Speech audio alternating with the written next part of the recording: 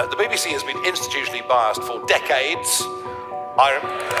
Just want to say a couple of things. I'm here to lead and support the BBC. I'm very, very proud of our journalists in this building. বিশ্বজুড়ে সংবাদ পরিবেশনের জন্য সুপরিচিত British broadcasting corporation বা BBC এই মুহূর্তে এক গভীর সংকটের মুখে। প্রাক্তন মার্কিন প্রেসিডেন্ট ডোনাল্ড ট্রাম্পের এক বক্তব্যের সম্পাদনা নিয়ে শুরু হওয়া বিতর্কের জেরে পদত্যাগ করেছেন প্রতিষ্ঠানটির মহাপরিচালক ও সংবাদ বিভাগের প্রধান নির্বাহী।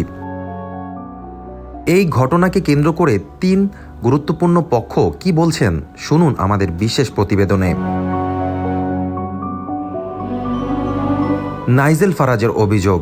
বিতর্কের শুরু থেকে তীব্র সমালোচনা মুখর ব্রিটিশ রাজনৈতিক নেতা নাইজেল ফারাজ রিফর্ম ইউকে পার্টির এই প্রধান বিবিসিকে দীর্ঘদিনের পক্ষপাত দুষ্ট বলে দাবি করছেন।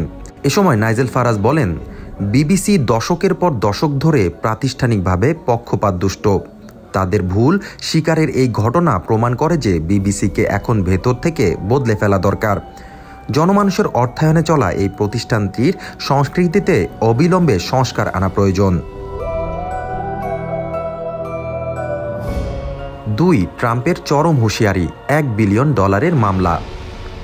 এদিকে বিতর্কের কেন্দ্রে থাকা ডোনাল্ড ট্রাম্প বিষয়টিকে চরম আকার দিয়েছেন। প্যানোরামা ডকুমেন্টারিতে তার বক্তব্য ভুলভাবে এডিট করে প্রকাশ করার জন্য তিনি বিবিসির বিরুদ্ধে $100 কোটি বা $1 বিলিয়ন মানহানি মামলার হুমকি দিয়েছেন। এ সময় ডোনাল্ড ট্রাম্প বলেন, বিবিসিকে আগামী শুক্রবারের মধ্যে অবশ্যই প্রকাশ্যে ক্ষমা চাইতে হবে এবং সেই বিকৃত ডকুমেন্টারি প্রত্যাহার করে নিতে হবে, অন্যথায় বিরাট আর্থিক ও সুনামহানির জন্য আমাদের $1 বিলিয়ন মামলা দায়ের করা ছাড়া আর কোনো বিকল্প থাকবে না। 3. বিদায়ী বসের আত্মপক্ষ সমর্থন, সাংবাদিকতা ত্রুটিপূর্ণ নয়। এমন পরিস্থিতিতে চাপের মুখে পদত্যাগ করেছেন বিবিসির মহাপরিচালক টিম ডেভি এবং সংবাদ বিভাগের প্রধান নির্বাহী ডেবোরা টার্নেস। বিদায়ের মুহূর্তেও ডেবোরা টার্নেস বিবিসির সাংবাদিকতার মান রক্ষার চেষ্টা করেছেন।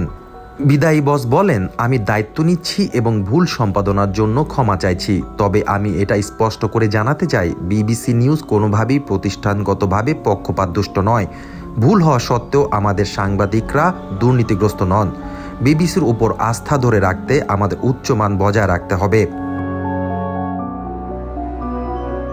বিশেষজ্ঞরা বলছেন, বিবিসি ইতিহাসে একই দিনে 2 শীর্ষ কর্মকর্তার এই পদত্যাগ এক নজিরবিহীন ঘটনা। ট্রাম্পের মামলার হুমকি এবং যুক্তরাজ্যে অভ্যন্তরীণ সমালোচনার মুখে এখন বিবিসির নিরপেক্ষতা এবং ভবিষ্যৎ নিয়ে বড় প্রশ্ন উঠেছে। এই বিষয়ে সর্বশেষ আপডেট পেতে আমাদের সাথেই থাকুন। মনিরুল হোসাইন, চ্যানেল 18।